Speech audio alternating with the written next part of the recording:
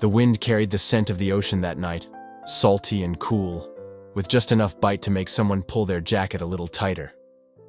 David stood on the pier, staring at the black water stretching endlessly ahead of him. The waves slapped against the wooden posts, steady and unforgiving. This pier had been their spot once.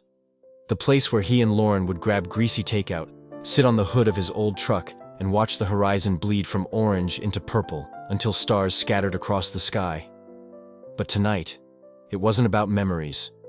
Tonight, it was about endings. He checked his watch again. She was late, of course. He almost laughed at the irony. Lauren had been late for everything. Birthdays, dinners, even the night he proposed. He used to think it was part of her charm, but now, lateness only reminded him of how far she'd drifted away before he even noticed. A car engine hummed behind him. Headlights swept over the pier before shutting off. His chest tightened.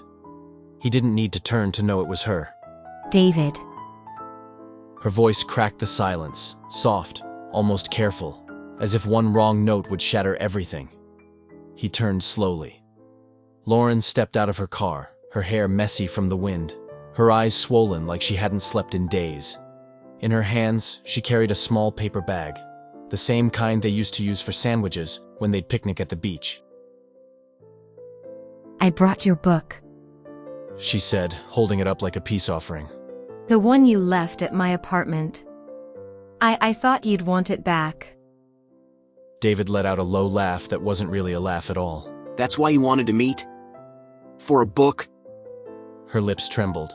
No. Not just for that. She came closer, her steps hesitant on the wooden planks. He didn't move. He wanted to. Part of him wanted to storm away before she could say anything that would make the ache in his chest worse.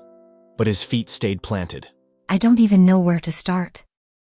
She whispered, clutching the bag like it might steady her. Try the truth. She flinched. For weeks now, she had been texting him, leaving voicemails, begging him to meet. He ignored every single one until tonight. Maybe it was curiosity. Maybe it was the faint hope that hearing her out would finally silence the questions that haunted him at 3 a.m. Lauren swallowed hard, her voice breaking. I made a mistake. The worst mistake of my life. David clenched his jaw, fighting the urge to look away. A mistake? Tears pooled in her eyes. I don't even know what I was thinking. I was stupid, careless. I ruined us, David. I ruined everything. He felt the sting of her words, but he wouldn't give her the satisfaction of seeing it. You knew exactly what you were doing. You don't just accidentally cheat on someone. Her breath hitched. It wasn't about him. It never was. It was. She stopped, wiping at her eyes. It was about me being selfish and lost. And instead of talking to you, instead of telling you what I was feeling, I looked for distraction in the worst way possible. David finally looked at her then. Really looked. The girl he had fallen in love with was still there. The laugh that once filled his apartment with warmth. The spark in her eyes when she talked about traveling. The softness in her voice when she'd fall asleep on his shoulder. But all of that was blurred now, shadowed by what she had done. Do you know what it felt like? To come home and find your phone on the counter. To see the messages you didn't bother deleting. To read the words you wrote to him, the same words you used to say to me. Lauren's knees buckled, and she gripped the railing of the pier, as if it were the only thing keeping her standing. She whispered, shaking her head. I'm sorry. I'm so sorry. I don't expect you to forgive me. I couldn't live with myself if I didn't try to tell you how much I regret it. David's throat tightened. For weeks he had imagined this moment, her apology, her tears. He thought maybe it would feel satisfying, that maybe he'd feel stronger, vindicated. But standing here now, all he felt was tired.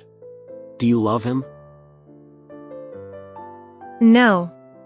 No, David. I never loved him. It was nothing. It meant nothing. Then why? Why throw away everything we have for something that meant nothing? Her tears spilled freely now. Because I didn't realize what I had until I lost it. You were always steady, always there. And I took that for granted.